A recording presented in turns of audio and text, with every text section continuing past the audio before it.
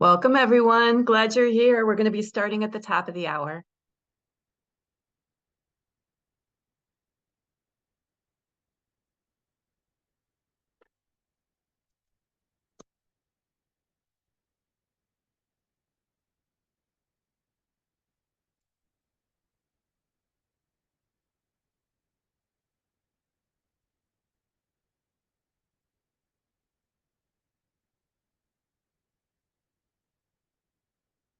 If you're joining us for the Voices of Faith and Climate Action webinar, welcome. We will be starting at the top of the hour.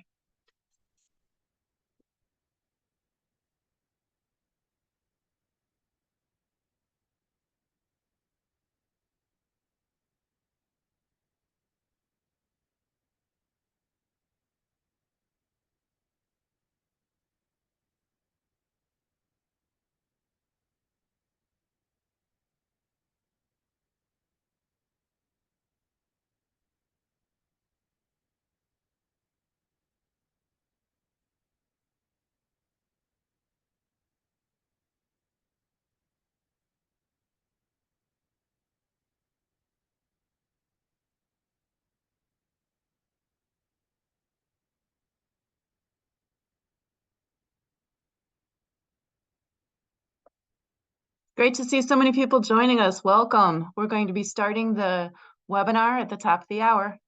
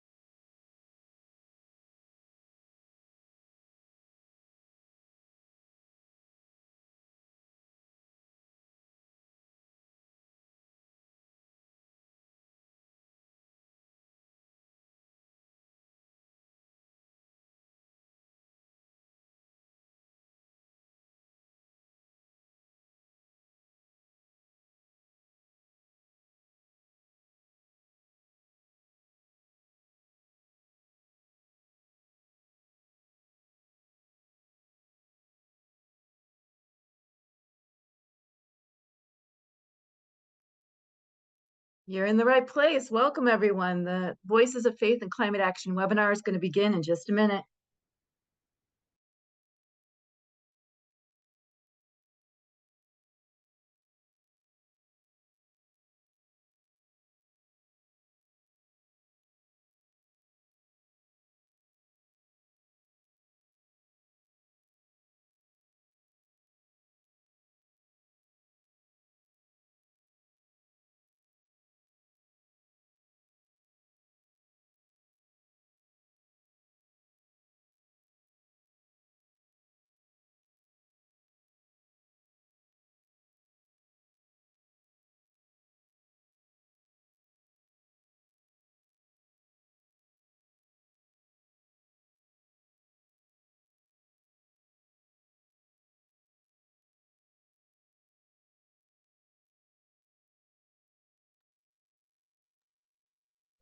It's great to see so many of us together. We're going to be starting today's webinar in just a moment.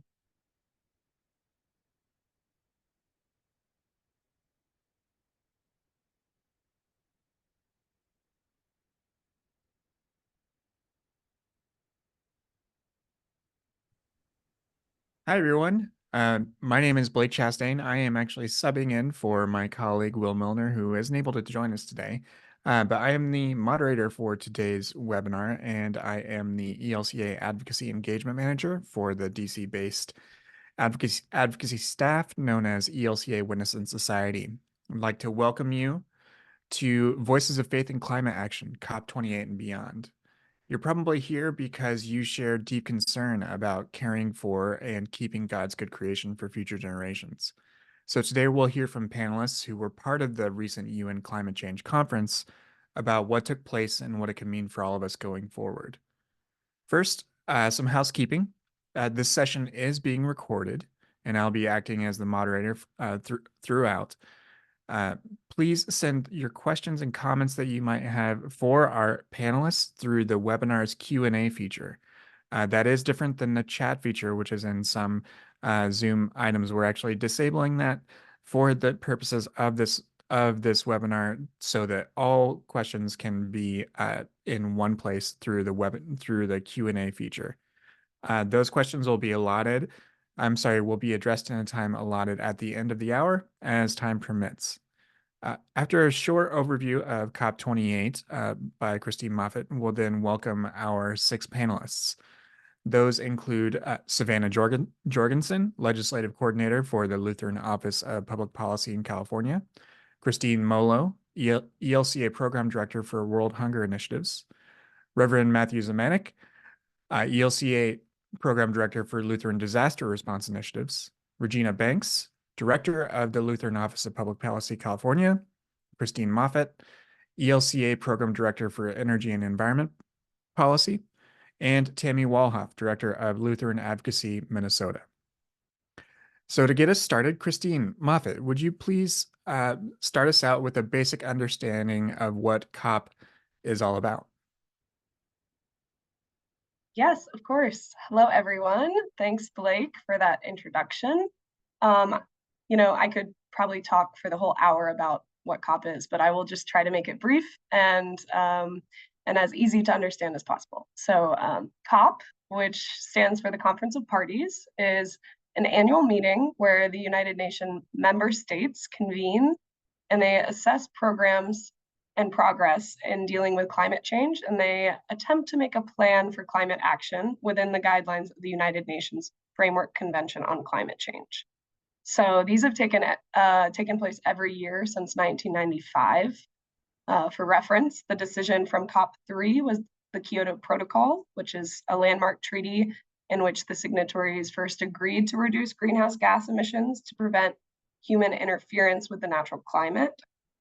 And then the well-known Paris Agreement was a result of COP21, where the signatories agreed to limit the increase of global temperatures to 2 degrees Celsius while pursuing efforts to stay within 1.5 degrees Celsius. So 2023 was COP28, which was convened in Dubai by the United Arab Emirates. It took place over the course of 2 weeks, with the final decision coming out a day after the scheduled end of COP. So you can imagine the anticipation we had on that day. So the global stocktake, which is a process to assess the global response to climate every 5 years, was released right prior to COP, this fall. And it made it clear that global action was not on track to meet the goals of the Paris Agreement. So the focus of this year's COP was to come to an agreement on how they'll leverage those findings from the global stocktake to keep the goal of limiting temperature rise to 1.5 degrees Celsius and address, the other impacts of the already changing climate. So yeah, as you can tell, this decision sets the tone really for meeting the 2030 and 2050 goals. So some of the top lines from the final decision in Dubai are that it calls for the world to, quote, transition away from fossil fuels, which is the first time ever that fossil fuels are directly mentioned in a formal outcome of COP. So we are taking that as a win. The negotiators at COP also agreed on commitments to triple renewable energy capacity and to double energy efficiency by 2030. And there was some progress in relation to adaptation and finance, obviously not as much as we would hope. But another historical agreement at COP28 was that the first day there was the operationalization of the Loss and Damage Fund, which was a huge focus of COP27. So I will note that financial commitments are limited there, so we will need to push for that moving forward. With that being said, hopefully today you'll get a deeper dive into the experience of some of us from the ELCAs experience that went to COP. Some of us participated in person, some participated virtually, but we were all part of a larger contingent of different faith groups, gathering to address climate change at this UN meeting. Thank you very much, Christine, for that overview. That was wonderful. We're going to turn to Savannah Jorgensen. And Savannah, would you please share with us a little bit about your experience at COP28? Absolutely. Hi, everyone. It's great to be here. I was one of the virtual participants at this year's COP, so that was definitely a new experience for the ELCA, sending some representatives to watch this COP virtually. And we were able to log on to the virtual platform and follow along with some of the negotiations, various side events and things like that, all virtually. So that was really nice capacity that we had in order to be able to do that. While I was attending COP, I actually kind of paid attention to more of the youth voices in that space. So I just kind of want to share that with you now, what the youth were saying, youth, young adult activists and things like that throughout COP and now post COP28. So COP28 did create a youth climate delegates program, which included about 110 young people from across the globe attending the conference. And this was also the first COP to appoint an official youth climate champion, which has now been institutionalized in the UNFCCC process, which is the United Nations Framework on the Convention of Climate Change, for those unfamiliar with the acronym. At this conference as well, it was the official launch of the Youth Stocktake Report. So Christine mentioned the global stocktake. So this was kind of the youth and young adult perspective on that report. It was released by YoungGo, which is the official children and youth constituency of the UNFCCC, so the UN Youth and Children constituency at COP, representing that. And I just kind of want to share briefly their high-level demands released from that report and at COP28 to kind of give you an idea of what youth voices were saying in this space. So some of these demands included sustainable local resource extraction and the granting of land rights to local indigenous communities to manage such resources, the protection of small sovereign countries from their own territorial boundaries in order to promote peace and maintain sovereignty, a global phase out of fossil fuels, increased access to sustainable, affordable, and reliable energy supplies, governments to ensure intergenerational climate justice by taking immediate and adequate climate action in line with the 1.5 degrees Celsius goal, and to protect environmental defenders and climate activists. A demand for more education on climate change for children to ensure that children can become safely and adequately involved in high-level discussions, because while youth were included in this COP, obviously it was still lacking in terms of their involvement in negotiations, and that's something we really want to see them being more involved in going forward. Additionally, they demanded access to climate-resilient healthcare and high-quality treatment, including mental health resources, and a robust follow-up on the first global stocktake, the full implementation of nationally determined contributions, which is essentially, climate action plans to cut emissions and adapt to climate change impacts that countries release for the purposes of COP and UN negotiations, and updated ambitious nationally determined contributions in line with the 1.5 degrees Celsius target. So that was what the official constituency was saying and things like that. In terms of what I was noticing on social media while COP was going on, it was definitely general feelings of frustration being expressed, which I think we can all agree with. We had those feelings throughout this process, particularly with the presence of so many fossil fuel lobbyists at COP, and further frustration with the divide between commitments and platitudes being said by high world leaders at the actual actions taken by COP leaders and various countries. So that was definitely being expressed by youth and young adults throughout this process. To close out, there was a great article I saw post-COP on youth at COP28. This was written by Mark Ortiz with the Youth Democracy Cohort. And in it, he reflects on the calls for intergenerational responsibility and engagement from youth surrounding the climate crisis.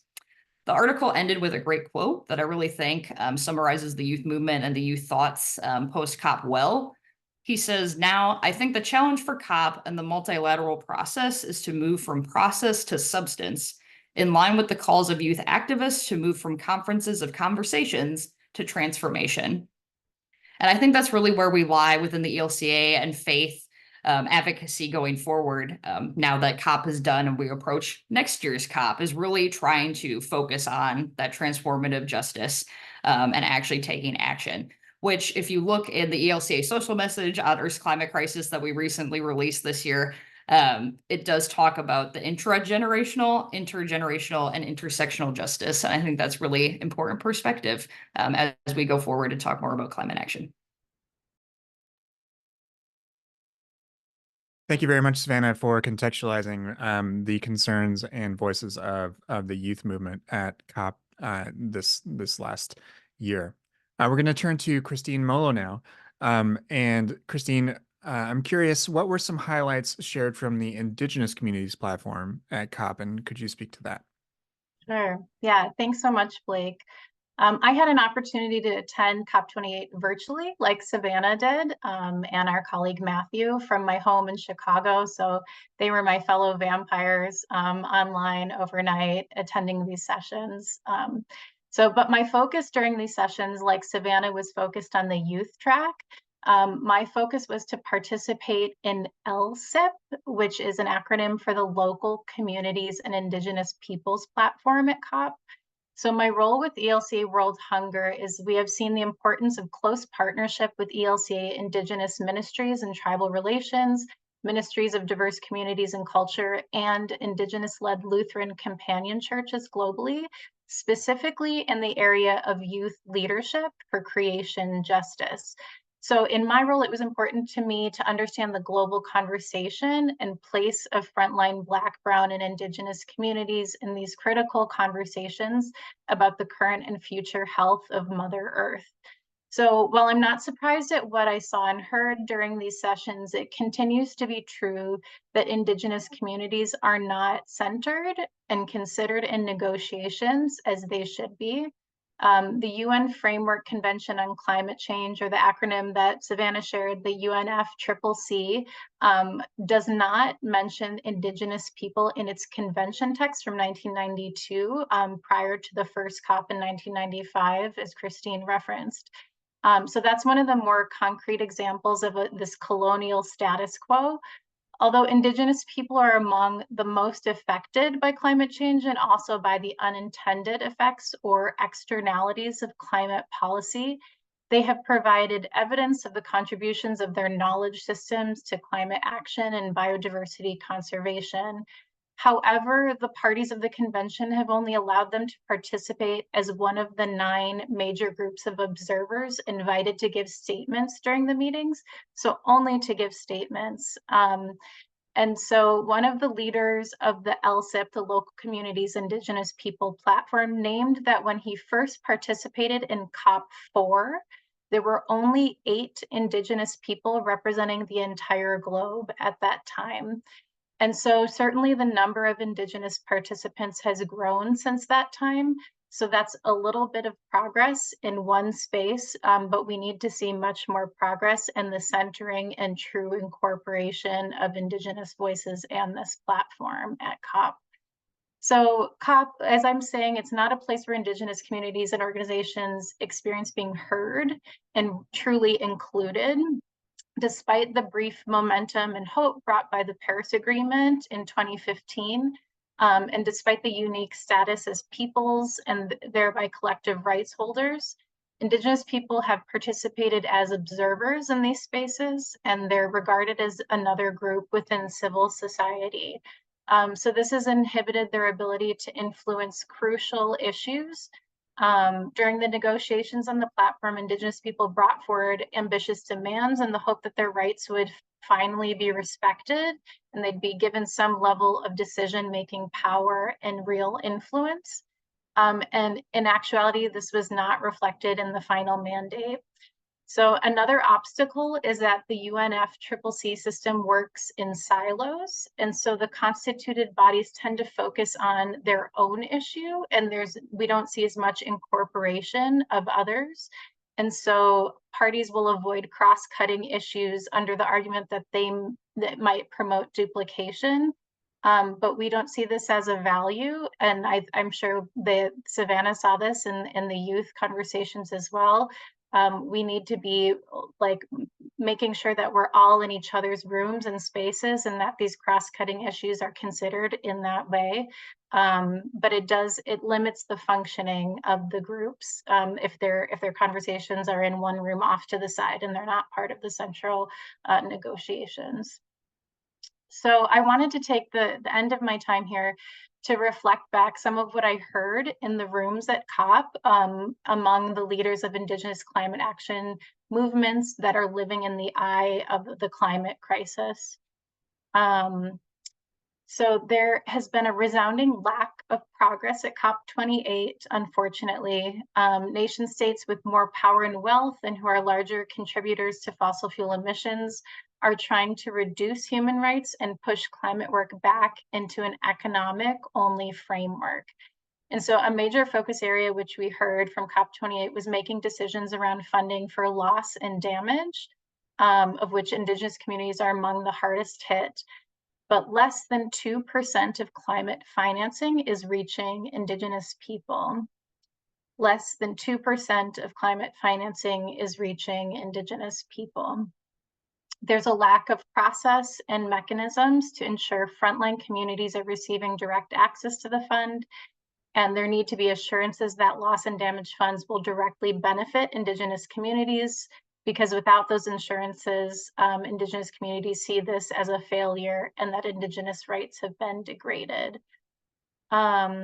I know I'm running low on time here, so I want to talk about how communities are responding, what I was hearing in the rooms at COP from these leaders, and how people are framing what's happening to them and how communities are responding to the climate crisis. So these were some of the things I heard. Frontline communities are the most vulnerable, yet the strongest. At a time where we see recolonization and genocide, frontline communities are resisting, adapting, and innovating as they always have. The ones who created this climate crisis will not be the ones to solve it. That's the one that really hit me and I had to sit with. The ones who created this climate crisis will not be the ones to solve it. Knowledge can only come through relationship with the mother. It cannot come out of a textbook. And I want to close with these words from Grandmother Mary Lyons, who is Anishinaabe and a member of Women in Wellbriety International Council and a UN observer on women's and Indigenous issues. She says, "We Indigenous people have always been part of the solution. We are water and the water is us. Our bodies are plants that carry a spirit. We must continue to carry the memory of our ancestors. We are in a suicidal time. Tens of thousands of years we lived the organic way. It took us 150 years to destroy these ways. All of us are impacted, Indigenous and not. We are all related.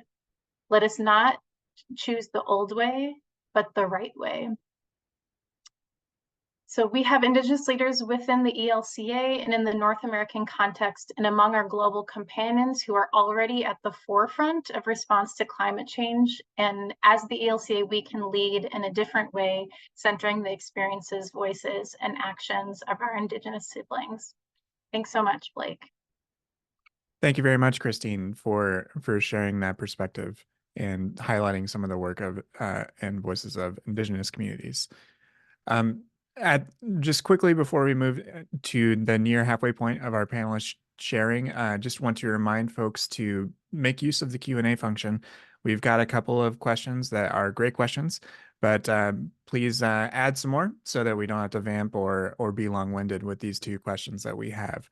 But now I'm going to turn over to Matthew. And Matthew, I would love to hear from you about some of the concerns that were raised at COP related to the work of Lutheran disaster response. How may pastoral care play a role in COP participation? Thank you so much, Blake, for this question and for holding this space. And thank you, Christine Muffet, for being our delegation leader and inviting folks to participate both online and in person. And thank you, Tammy and Regina, who provided sage advice with their experience. And so I begin this with a note of gratitude, and in that continuing thread of Christine Moulou sharing lessons from the front lines and the experts of a viable future. And so I begin with the words of Anishinaabe ethnobotanist Robin Wall Kimmerer, that gratitude is the seed of abundance, and that we live in a world where God made enough for all of us. And so thinking about the Conference of Parties and how it's related to Lutheran disaster response's work, it's a really good question, because I've learned that not necessarily these associations aren't necessarily natural or promoted in our discourse and our learning. And so first, Lutheran disaster response, who are we? And specifically, what is my program? So I serve as program director for Lutheran Disaster Response Initiatives, which is primarily responsible or stewards and cultivates LDR's work through our partners around disaster risk reduction, which includes climate resilience. And I would say addressing the climate crisis is disaster risk reduction, as well as supporting and cultivating our emotional spiritual care work and working to address unconventional disasters, for example, like the environmental contamination that the Wilmington community in Los Angeles is experiencing. And so I lift all of those up, and I bring that to the table to really think about, what does it mean for Lutheran disaster response, which is often associated with coordinating volunteers and building houses and doing these very concrete things. Why would we participate in the Conference of Parties to address climate change? And I think the reality is, in the most pastoral way possible, there's no minimizing it, and I think we discount it if we minimize it. The climate crisis is already here. The science is clear, the consensus is clear. I don't know if you've experienced the little things, like even Muncie Lenape territory in so-called New York City, we didn't have snow for over 600 days. It's 2 years without significant snowfall. We just had one snow, and it was less than 3 inches. And so already there are more frequent, intense weather-related events like typhoons, extreme temperatures, tornado outbursts, and flash flooding, which requires more and more resources to go to helping communities recover, which has traditionally been LDR's core competencies, is that long-term recovery work. The other fact is the higher global temperatures rise, the more frequent and intense these events will be, and some even say at an exponential level. And that we're quickly going beyond 1.5 and 2, and that really anything above 3 is certain death for millions of people. And again, I say this out of love to be grounded in this reality, but the reality is also there's hope. And that's why we engage with this process, to engage with other civil society organizations, state actors interested in addressing these climate realities. And I believe that we have a special responsibility as the church, who had been invested in the colonial and imperial project since we became the official religion of Rome, and of exploiting people and the environments. And so I think we have a special responsibility in accordance with Article 12 of the Augsburg Confession to have meaningful repentance that includes material re-exchange and redistribution, just like Zacchaeus did when Jesus called him down from that tree. And this is all to say LDR's work, therefore, is especially necessary in this season, and it's especially to rise it up and to communicate what we do, which is we provide financial support for recovery efforts, we provide technical assistance throughout the disaster cycle, so from preparedness to long-term recovery to immediate response.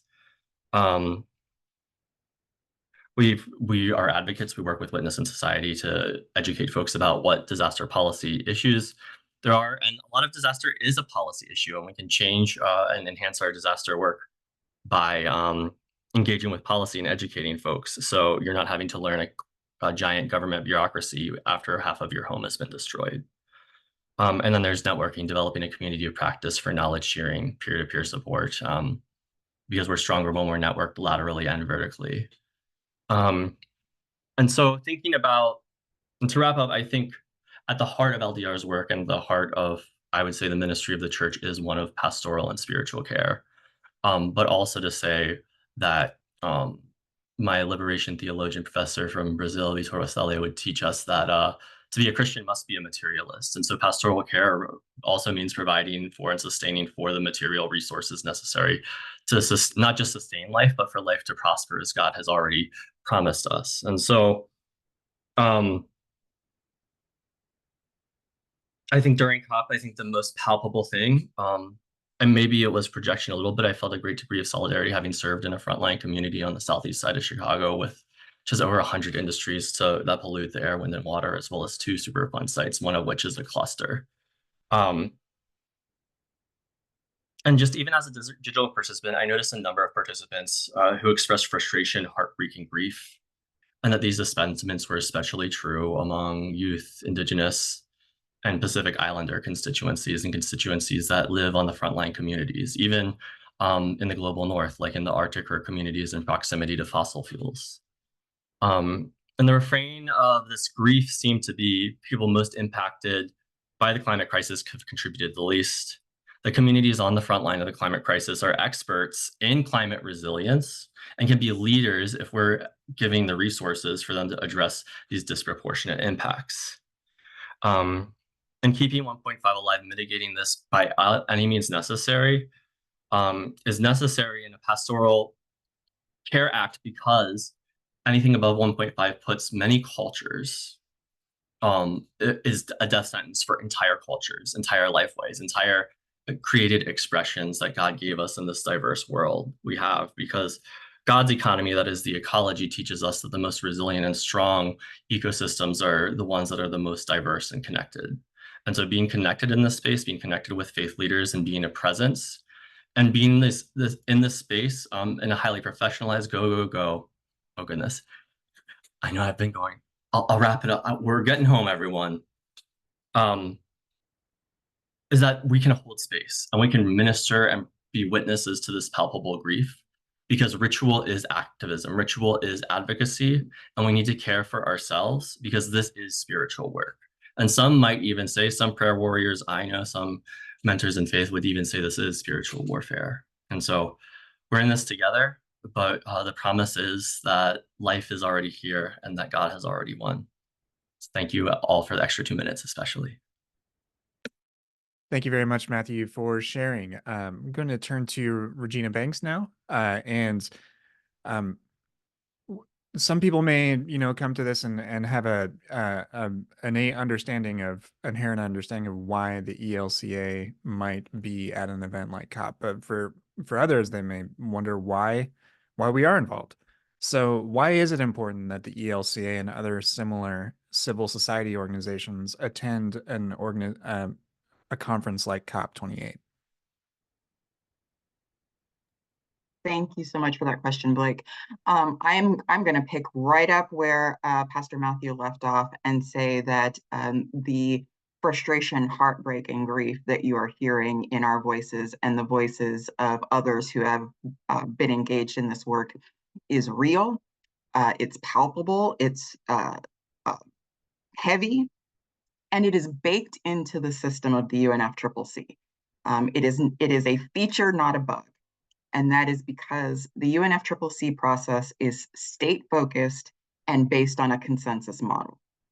That means that a success at COP is a success that is, it is judged a success based on the point of view of nation states. If it is good for a nation state or for the majority of nation states, it is good. If it is bad for a majority of nation states, it is bad. That is, by definition, not individual focused, not community focused, not city focused, not state focused. It is nation state focused. And so the role of all of civil society is to be the voice, the conscience, the understanding of those people who are not the nation states, but who will have to live with whatever answers or non-answers come out of these processes. And so there are multiple reasons why we need to be at the table. I think in framing it that way, we know exactly why we have to be at the table, but there are some particularities, right? The first is we're the subject matter experts, not just because we know our own communities, but because really, we've got scientists, we've got social scientists, we've got professional advocates, I'm looking at a meteorologist right now on our staff. I mean, we've got people who can speak into the process as professional advocates and say, this research report states that the ambition that you have is not high enough or is too high or whatever it may be. So we're able to speak in on that level. The second one is simply as witnesses and alternative news sources for the happenings and the negotiations. Really, that is a big chunk of the reason why someone needs to physically be in the room. I can tell you that a great portion of my participation in the last several COPs has been in recording with our colleagues at Texas Impact and Texas Interfaith Power and Light. And it started happening a lot in Egypt. It happened every time in the UAE that when we took out cameras to begin recording, someone in a badge started recording us. Where did those recordings go? I don't know. But it was off-putting and it was scary. And I, told my supervisors, and I told Christine Moffett, who is our delegation lead, I'm uncomfortable with this, and there's not a thing I can do other than to continue to speak the truth of the situation that I'm seeing. And if we don't have people in the room who are able to physically work their way into the room, hear what was said, write it down, and get it out to the outside world, we are not able to speak into situations that affect us and our frontline communities first and foremost.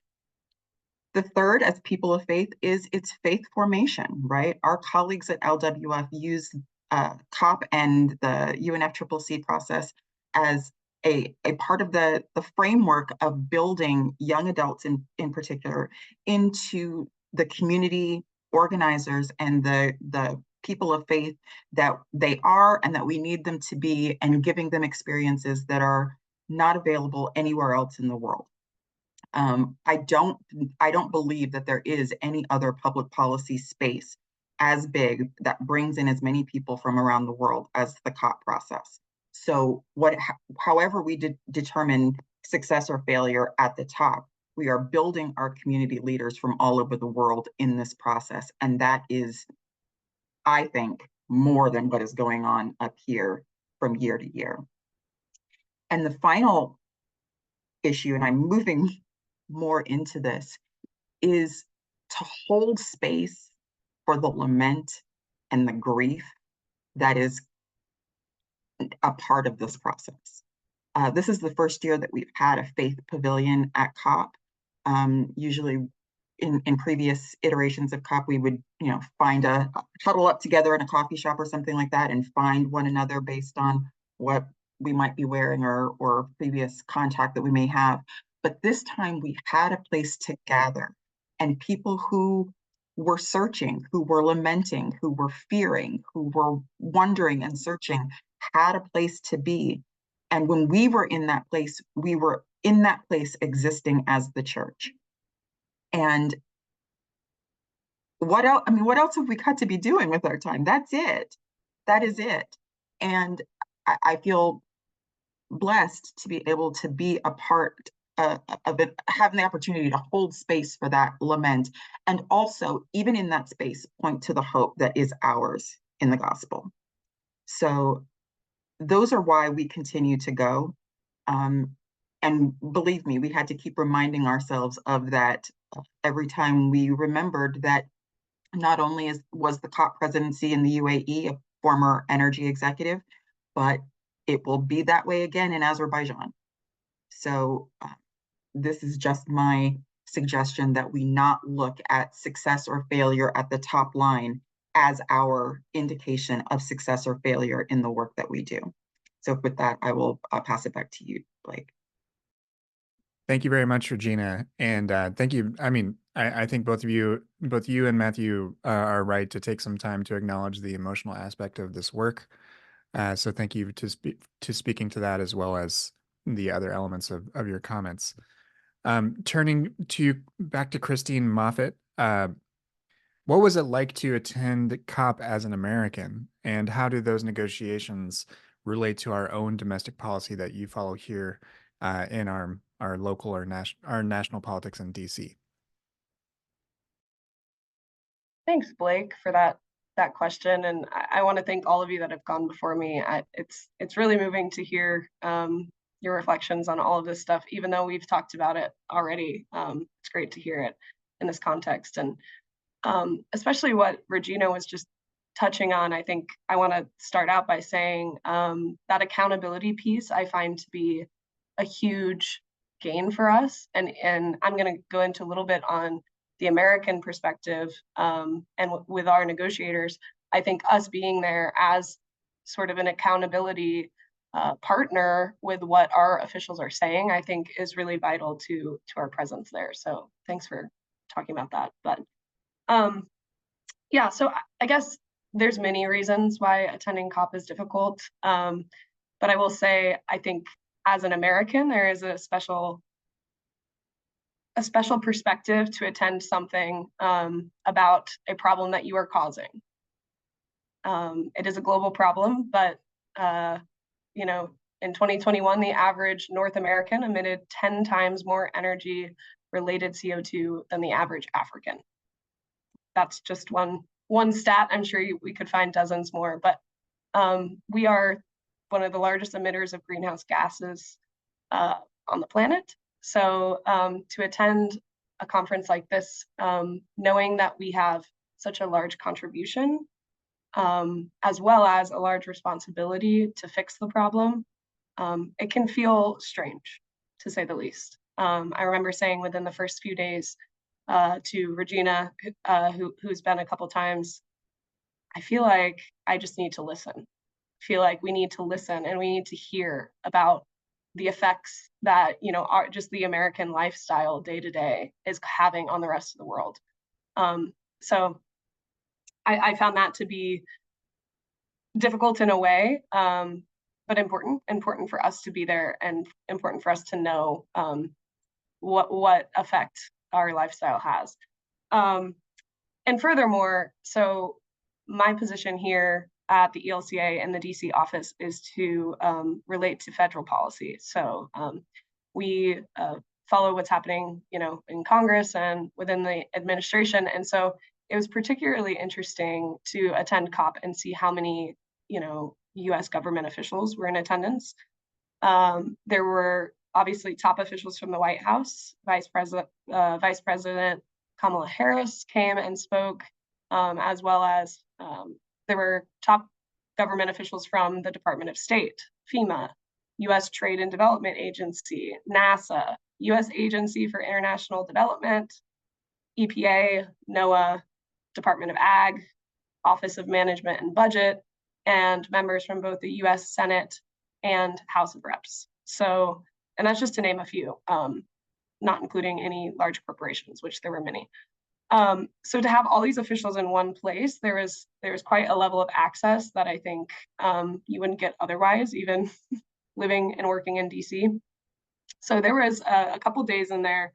I joke that I like stalked the US officials, but I did try to attend any event that members of Congress were speaking at for that specific accountability piece that Regina's talking about. I want to hear how their conversations at this global event within the context of them having to be an American just like we did and know the impact that we have on the world. And they have to listen to what these, you know, small island states, for example, have to say. So some of the things that they talked about particularly were methane was a big point of talk by the US delegation. The EPA also released a methane rule to curb methane emissions. And they're taking a lead on a global methane pledge. So that's something to watch out of the US. There's also a huge shift in the US contribution at COP this year, came from the passage and implementation of the Inflation Reduction Act. And so that really added to a lot of conversations and allowed the US to expand our renewable energy capacity, which is a positive thing. But in the same note, a lot of US officials had to talk about, you know, what comes of that is that we need some permitting reform in order to make that renewable energy rollout more feasible. So currently it takes almost 10 years for renewable energy to come out of the permitting process. And so lawmakers on both sides at COP were talking about how we need to tackle some sort of permitting reform in order to respond to our Paris Agreement goals. So that's something also to watch federal policy wise. And I will leave it at that. I just want to say that it's sobering to attend an event like this as an American, but I think it only cements the importance of our work here at home. With us kind of being a bad actor in a space like this, it's important for us to hold our local lawmakers, our federal lawmakers accountable, and institutions accountable to take responsibility for this problem. Thank you very much, Christine, for sharing that. We have our final panelist, Tammy Walhoff. And Tammy, where are some of the gaps in reaching the Paris Agreement goals, especially with relation to mitigation and adaptation? And how does that either inform or impact the advocacy that we do? And then after Tammy's done, then there's just to acknowledge there have been quite a number of great questions in the chat, and we'll address that as we're able in just a moment. Tammy, over to you. All right, very good. Thank you. So the gaps that exist. One of the things that I think is most important to recognize is that we are not on track to keep the warming at 1.5 degrees Celsius. And 1.5 degrees Celsius, I did the math one day, that's about 5 degrees Fahrenheit. We are actually on track right now for 2.9 to 3 degrees of warming. And every fraction of a degree matters. When we're talking about heat and heavy precipitation, droughts, all of those things, with each degree of increase that we have in warming, the likelihood of those things happening and the damage which occurs with those happening increases exponentially. And that is disturbing. So that's an important thing to recognize first. Secondly, I think it's important when we're talking about where some of the gaps are to recognize that even as we were talking about damage and loss, that's at the end of the process. Damage and loss is the final piece. So if we're going to address things, mitigation is what helps to keep that warming from actually happening or getting worse. Adaptation is helping people, helping countries, addressing the needs to be able to adapt to the changes that are happening. For instance, in Minnesota, storm drains are a big thing that's being looked at because, to adapt, we need better management of stormwater. In other countries, different things look different related to adaptation, but damage and loss is the final side of that. So if we're not adequately addressing mitigation and adaptation, the costs for mitigation and loss are going to be ever so much greater. So where are significant gaps? One of the things that I was particularly struck by was the gaps in the financing that's needed and the gaps in the commitments that are needed. So various governments, various city and state governments are making commitments, various national governments are making commitments, and making financial commitments. Now, some of what we were hearing from our partners globally was, wow, the United States just isn't hardly putting anything in on some of these things. But one of the gaps that we have is the ability to make a promise versus follow through on that promise because of what Congress looks like. And Christine could really get deep into all of the details on that.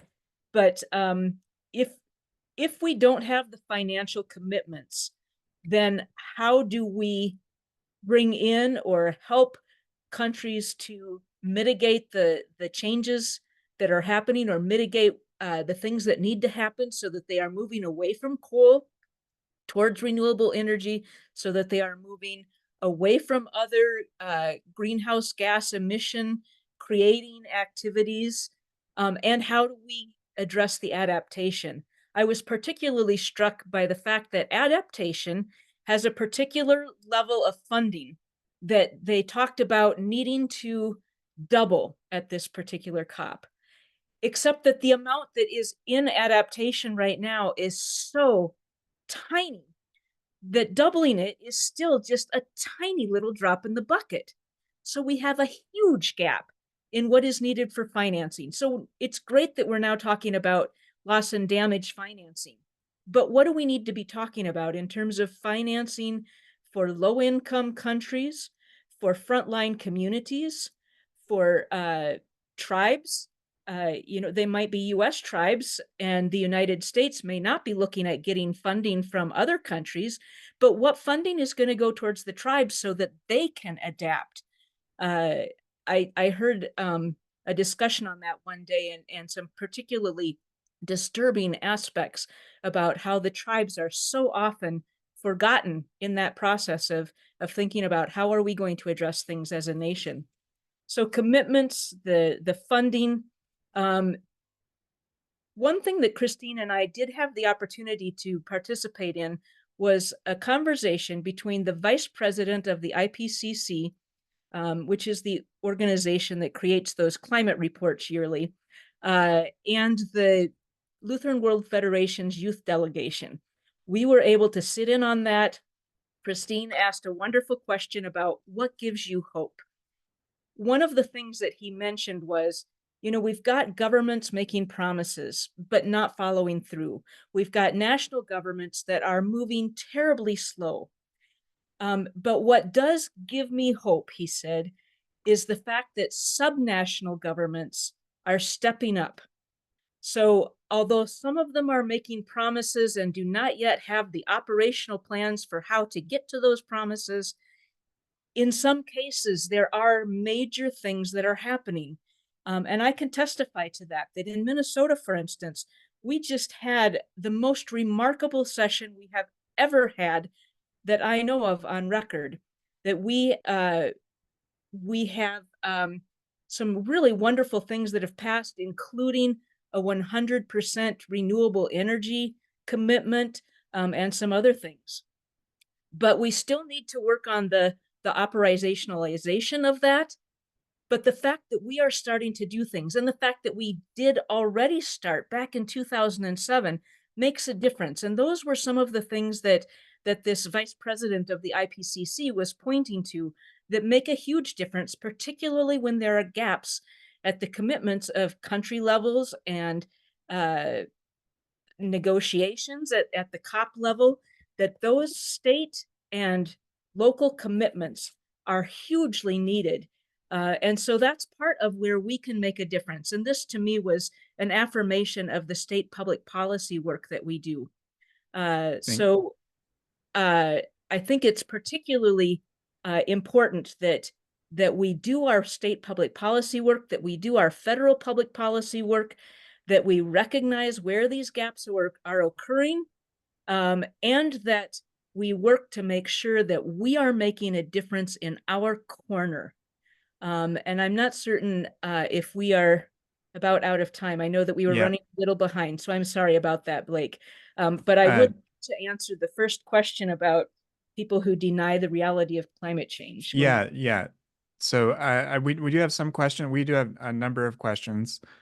Thank you very much. Thank you very much, Tammy. And I do know that I was going to hopefully try to answer some of these fact-oriented questions first, but there are some really meaty questions that have come in, and that's a strange turn of phrase, but here we are. One question from Phoebe that I think a couple of our panelists were drawn to was a question about whether the COP system, the system of UNFCCC, could be improved or changed from the inside. And then the follow-up question that Phoebe has ties into another question that someone anonymously asked about whether congregations can offer any support or what congregations can do. So let's take the first part of that question first, which is If anyone would like to speak to the nature of COP28 and sort of the cultural and administrative aspects of something this large and whether it can be changed. I'll open that to the panel.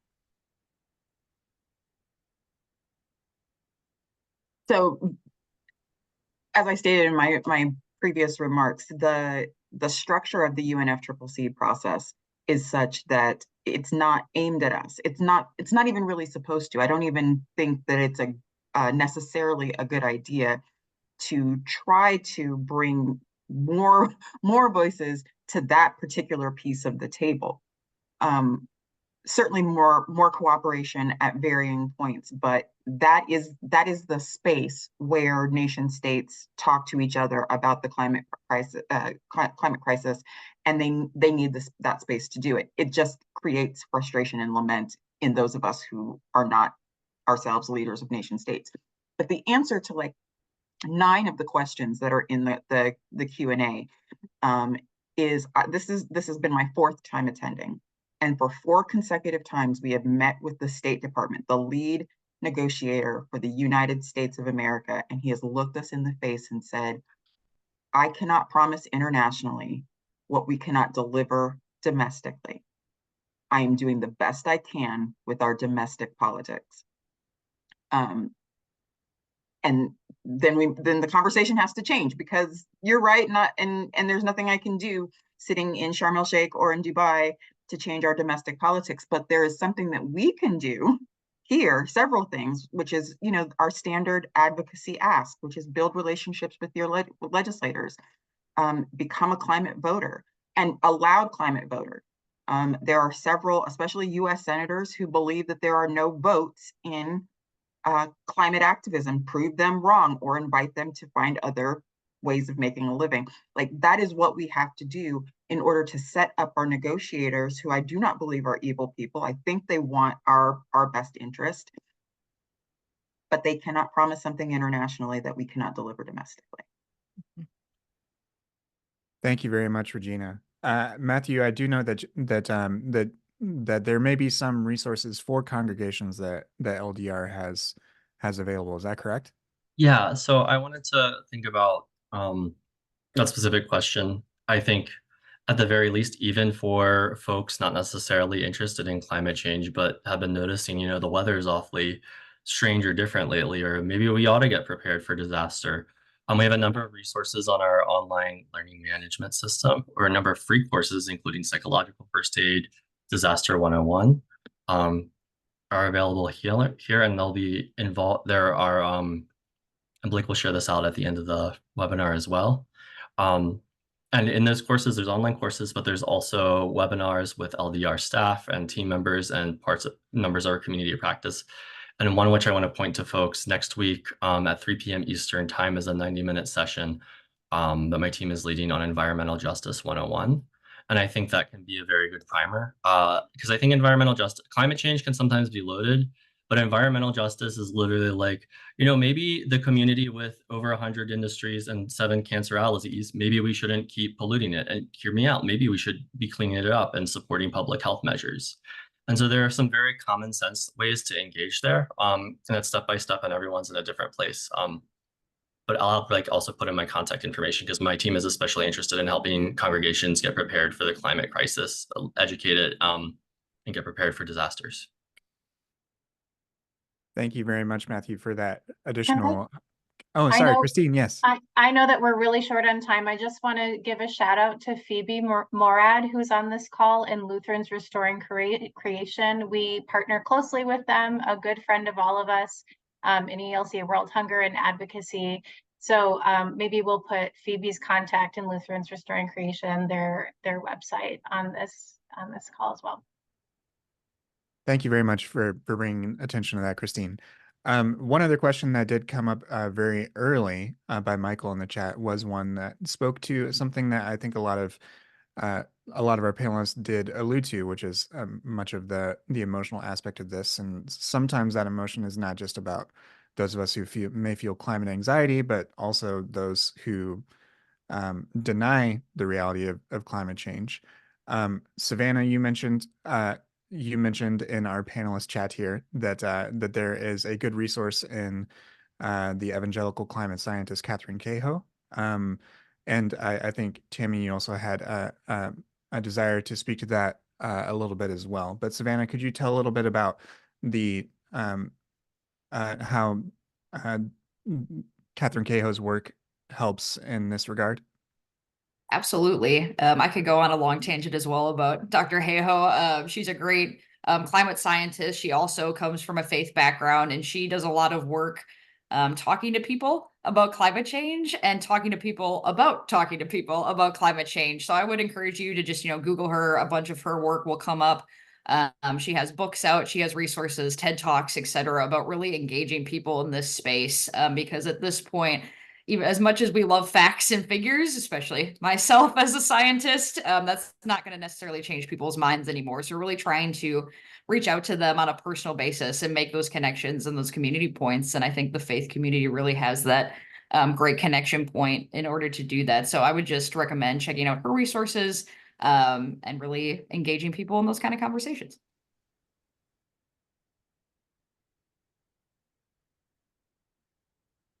And if I may jump in on just some thoughts, I think that one of the problems with people denying the reality of climate change is that people are living more fully into their political ideologies than they are into their faith. So if we put on our political ideology as our primary ID, rather than our faith values as our primary ID, it's easy to jump to political extremes and policy talking points, or the talking points of a favorite politician when we're talking about issues around climate change. I found that several of the faith participants that we had the opportunity to rub shoulders with in Dubai had really important things to say in terms of how policy, or not how policy, how climate change is impacting them in a very personal way. So for instance, Reverend James Bhagwan from Fiji, some of the African folks, there was one panel that I thought, if I could get a copy of this video and put some study questions with it, it's the sort of thing that every single church should do as a forum.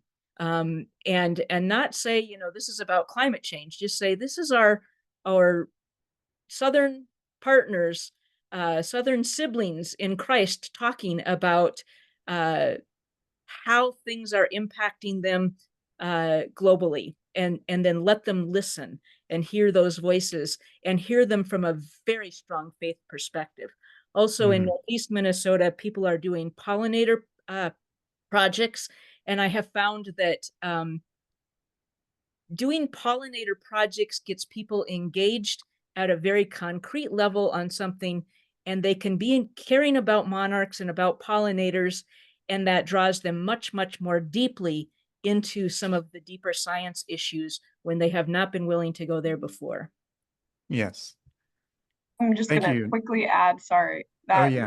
we do have a resource from a great partner called Blessed Tomorrow that we can send out with a follow-up email that they specifically touch on how to talk about climate in congregations in these spaces that it might not be supernatural to do so. So we hope that can be a resource, because it's so important to do it on this local level. So thank you all for attending and being interested in asking these questions. Yes. Thank you all, everyone who has attended. As you can see on the screen here, there is a QR code for network sign up. I know that we are running close to time. I am glad that we prioritized the content of this, and I know that we weren't able to answer every single question. There were some wonderful questions from folks, but I want to thank all of the members of our panel for sharing their expertise and insights into why this is important to the ELCA. And I'd love, for those of us that are still on the call, I know we're right at time right now, I'd love to call on Regina to close us in with a final blessing.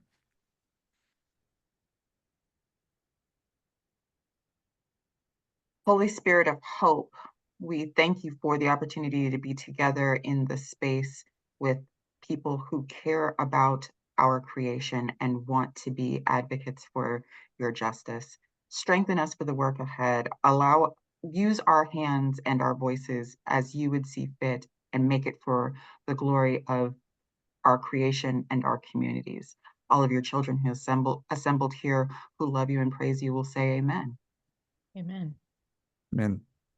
Thank you very much, everyone, for attending, and we will send a communication out afterwards via Zoom with some resources and some other things. Thank you very much for attending this afternoon.